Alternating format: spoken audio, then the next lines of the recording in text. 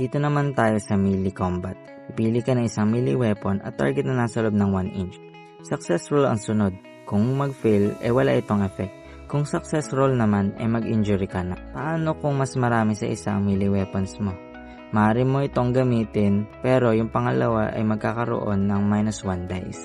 Kung may keyword naman na fear ang kalaban, magkakaroon ka ng 1 dice. Pero kung parehas naman itong may fear, magka-cancel lang ito. Ang defended obstacle ay parang katulad ng cover sa shooting.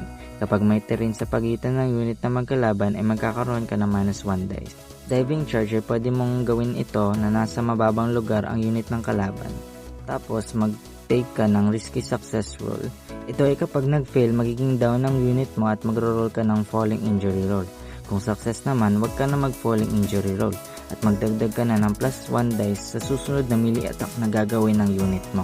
Ang falling naman ay tuwing ang unit ay tumalon, mag-dive o mahulog ng higit 3 inches. Pag nangyari ito, magdagdag ka ng +1 dice sa injury bawat 3 inches ang pagkahulog nito. Kaya kung gusto mong matuto maglaro nito, abangan mo ang mga susunod kong videos. See you in the trenches!